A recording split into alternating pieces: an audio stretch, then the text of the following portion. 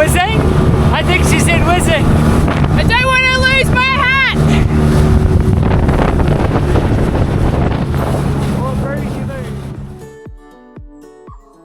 In this episode, we explore Cesme, our final port in Turkey. We get kicked out of our anchorage only to find ourselves in an even better spot, from which we visit the castle and stock our pantry, just before the northerly winds arrive and force us to sail south for protection.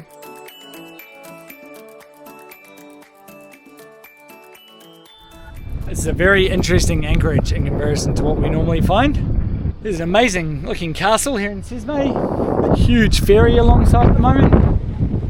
It's got a big marina here. This is where we'll be in 4 days to check out. The Popo found us, kind of. It's not too bad. We've spent 3 months in Turkey. This is our very last anchorage, and the marine officials and Coast Guard came out to tell us we couldn't anchor there, which is a bit annoying because on the chart, on the Navionics chart, it's labelled as an anchorage. But not bad. Once in 3 months, we've been moved on. That's alright. We might have been pushing our chance a little bit considering how kind of in the channel we were. It was a pretty amazing anchorage, I've got to say. There's only one place in there better, and we didn't have the guts to ask them if we could go there, having got kicked out of the second best one. So we're going to go for the third best one, where they actually pointed out to us that we could go. Well, I'm calling this our little sunset cruise. People pay big money for this big stuff. money. 18 euros. 18 euros. Where's my 2 free beers? Do I get a barbecue? I want a barbecue. There you go. So we went from there, we went new anchorage, right here.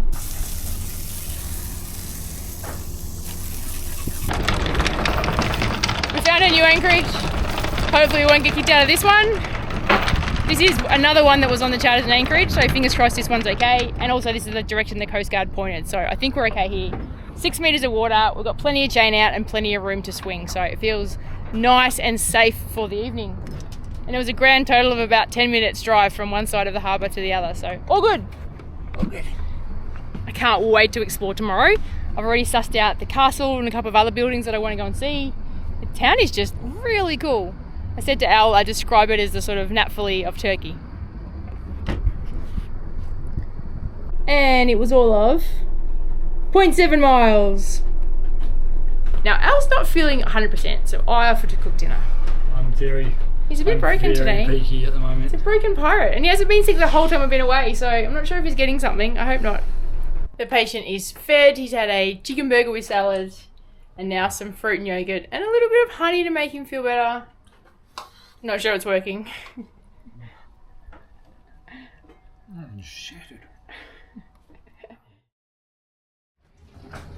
I'll give props to the Coast Guard. They kicked us out last night. We motored for 10 minutes. Now we're at Salak Beach on the other side of the Cesme port, and we had a great night's sleep.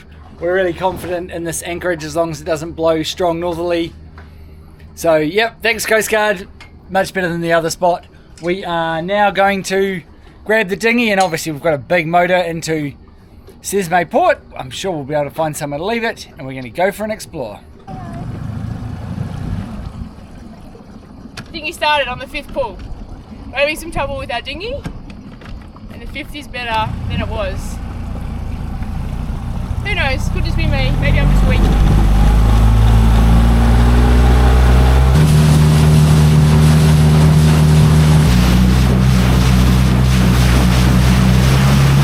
Heading out to explore Cesme with Al. He's back alive again. I reckon he's running at about 70 to 80%. 80% easy. We've found a spot for the dinghy. As always, you hope it's a spot that we're allowed in, but we're trying our best to stay out of everyone's way, so hopefully we're okay. Yeah, we've chosen not to lock it up. It's always 50-50, but not locking it up means you're more likely to have them just move it in a grump. Yeah, if we're in the wrong spot, they'll just move it. Whereas if it's locked up, they might take it out on your dinghy. We're on the outer wall of the little marina, and there's this super cute little fishing harbour with a little co-op where all the fishermen bring their fish. And then yesterday when I was walking along here, there's a whole lot of people just in deck chairs and going for a swim, so they were setting up for a date at the beach on this boardwalk, which was really fun. Merhaba. Merhaba.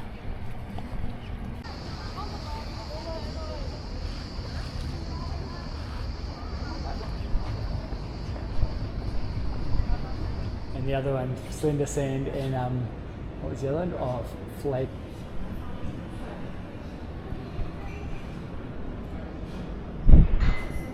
These Turkish councils really work hard to connect their people to the sea. So here's a really nice elevated platform by the marina, a whole bunch of free seating, steps down into the water, Wi-Fi.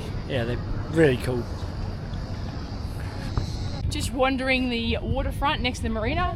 It is absolutely beautiful in here. They've done it really nicely and quite tastefully too. Speaking of tasteful, Big King! Big Oh, King. Hungry Jacks, as us Aussies know it.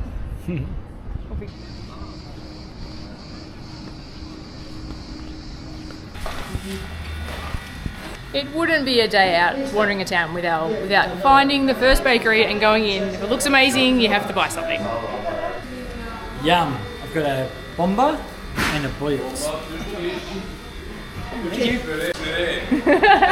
It looks amazing, delicious. Ateşi gulaş. This is a boyos, which may or may not be filled, but it's got a delicious, soft pastry. Not filled, just a big pile of partially cooked phyllo. So some of it's soft, some of it's really cooked, and they're so yum. After my boyos, I'm trying a chocolate bomba, which looks like another one of these dry pastries, but I'm hoping it's got enough chocolate in it to make up for it. Oh. I didn't realise it's almost entirely chocolate. Look at that. Cesme Castle includes a museum, €6 entry, let's go. Let's go. During the growth of the Ottoman Empire, Cesme was attacked twice by the Venetians, firstly in 1472 and then again in 1501. The Cesme Castle, built in 1508 during the reign of the Ottoman Sultan, was built as a precaution against further attacks. It was originally a seaside castle, but because of the alluvial deposits it is now slightly inland. It became a tentative World Heritage Site in 2020. The castle is a rectangular shape and has moats on 3 sides with 6 bastions. It is now used as a festival centre, holding concerts and events including international music festivals. This is definitely worth the €6. It is enormous and there's plenty of really cool exhibitions that they've dotted throughout the castle. And as we can see, just the view itself of Cesme Harbour is stunning. Dakini, just see her bimini, that tiny white dot behind the trees over in that corner there.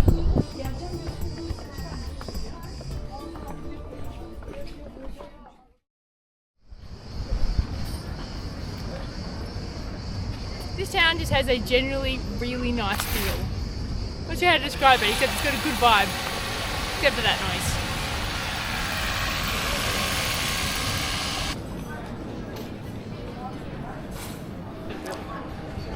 We're having tons of fun exploring the streets and back streets here in Cesme. We saw a cruise ship arriving. It's going to be interesting to see how that feels like it changes the density of tourists in town, but at the moment it's a great mix, so many different places to eat, nice coffee shops, heaps of fun shopping. We haven't figured this out, but we've seen it all over Turkey. There's people just kind of giving away little donuts. It seems somewhat appropriate that one of the first things I did in Turkey in Dutchka was get some free donuts on the side of the road, and it'll be one of the last things I do as well. Here's my 4 free donuts from the donut guy. And then super fresh, like you had to wait in line then. Yeah, it's a something. Got my 4 little fried donuts and they are so hot and so crunchy. They're pretty sweet because I do swap them around in some sugary syrup, but oh. We had a fantastic explore of Cesme this morning. It really is a fun town and the castle is absolutely a highlight. We've hit the grocery store, stocked up a little bit, and now we're whizzing ourselves back to Dakini. Do you want to whiz? Did she say whizzing? Did she say whizzing? I think she said whizzing. I don't want to lose my hat! What bird did you lose? Home!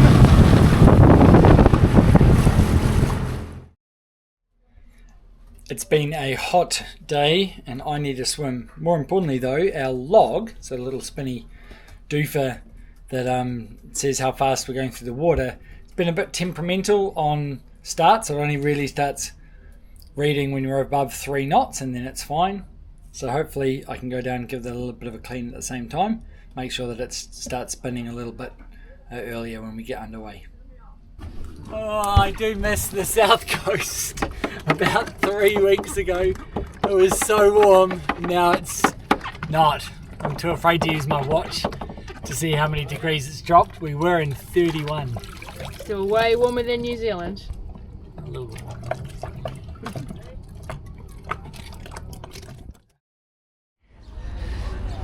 Another beautiful day in Cesme. Al is staying on the boat. He just dropped me in town, but he's back there doing some boat jobs and the washing, and I am heading to Alcatai, a little day trip for me. It's about 10 kilometres away, and my first mission is to find the bus. I think it is pronounced Alachata. Alachata. So I said that to the bus driver, and he recognised the name. I'm not sure if I was 100% right, or he just realised I was a tourist, and that's probably the only place I'm going. I made it. I'm still on the main road, I think. I got off at a bus stop that I can just walk down into the town and see what I can find. I found some windmills, sort of like the ones that are famous on the top of Mykonos. Hey guys. Hey.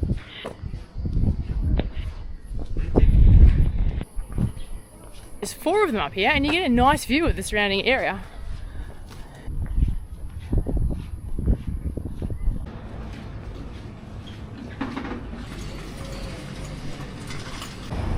Lots of beautiful old buildings, but of course they're all full of shops now.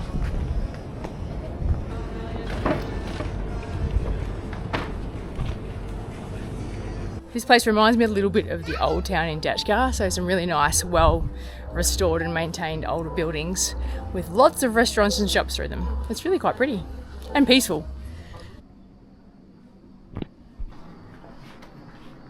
The town is a bit bigger than I thought it would be, and every time you look down another alley there's another series of beautiful old buildings. It's quite fun to walk around.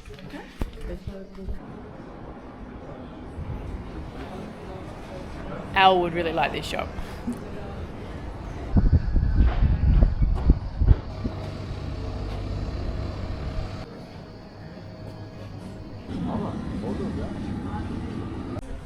I found a little, what feels like an art and craft bazaar. Gotta have a look.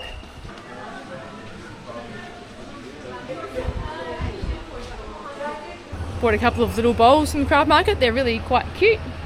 Be good size for little bowls of olives and dips and things, which would be nice. And they were 20 lira each, which I think was very good value.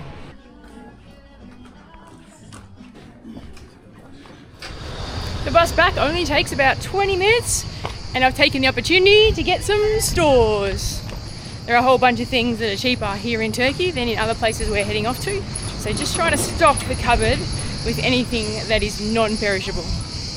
Ooh, and there's a random fruit and veg market. How'd that happen? The only problem is I don't really need any fruit and veg at the moment.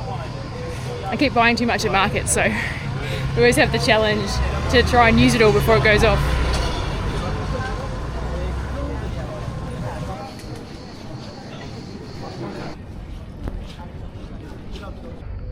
No, water Uber. I hate when that happens. I must not have given Elle a big enough heads up. Here he comes. You need a shirt on. I've already yelled at him, don't worry. I'm just moving the boom to the farthest starboard as possible because we've identified that we're not getting our maximum solar, and it's 2 o'clock in the afternoon, which is power making time. Full sun on both our solar. That means I have a good chance of hot water tonight. I'm going ashore to visit a couple of the chandleries, see if we can't get some chafing sleeves. Pretty unlikely here in Cesme, but some chafing sleeves for our halyard. No way. That was a very, very well appointed chandlers. Actually, I had loads of fun in there, and would you believe I found 2 of the joker valves for our heads. One spare part I know that we've used the last one of, and they're not unreasonably priced at 15 euro each, and considering they are like gold, or at least very hard to find, nice to know that I found some. Didn't find carburetor cleaner, didn't find a chafing sleeve. I think that one's very unlikely. They've given us a steer on where we might be able to get our freezer piece repaired. So we're heading in the right direction. The Meltemi is coming, so we are moving just around the corner to a anchorage that should be sheltered from the north. Can't really get back to Cesme from it, so we're likely to be there right up until we check out in a few days. We might get some sailing in today, we will see, but the priority is 7 miles round the corner.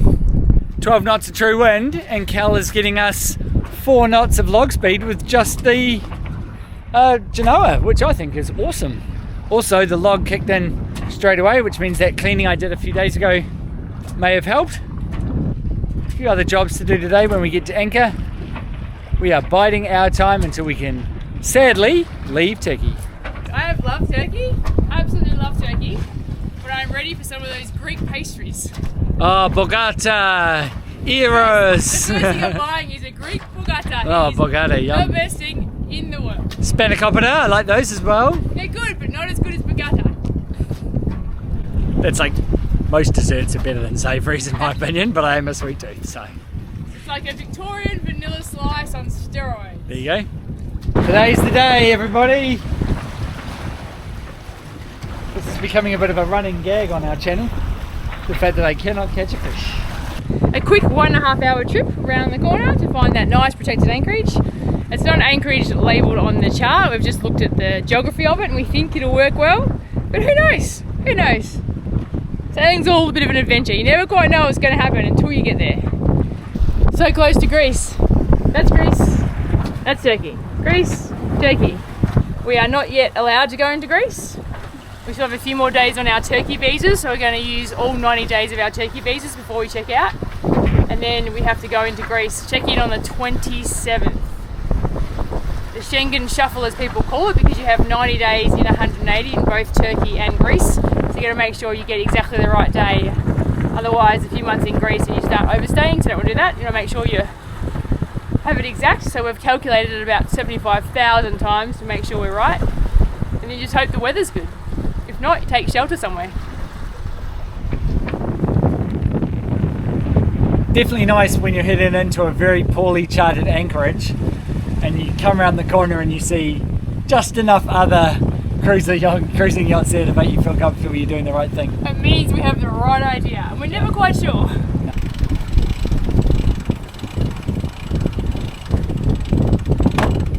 That's better. 5.3. We are sailing just on the Genoa right into the anchorage. The wind keeps gusting up from sort of 14 to 18 apparent. You can feel the whole boat accelerate, point higher, autopilot's having to fight it. 6 knots just under the Genoa. Awesome. 4 cables to run, so we've brought the Genoa in, we've got both engines up, we're just coming into anchor. The wind speed is already up to 20 knots, so we made the right decision to come around here. It looks fairly protected, and there's a few other boats which makes us feel way more comfortable as well. It also looks like incredibly blue water. Oh, yeah. Love it.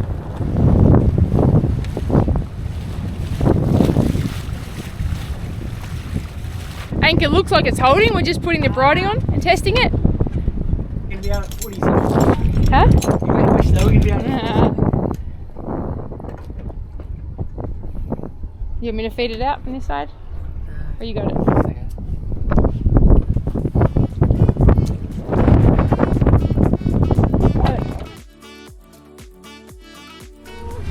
Warp speed. Turning on the spot. It'd be much cooler if this boat had better noises. I think the dogs inside the Watson chemist are making the most of their air conditioning. It's awesome how well they treat the animals here. I don't know if they're street dogs or own dogs, but all the dogs and cats are looked after very well.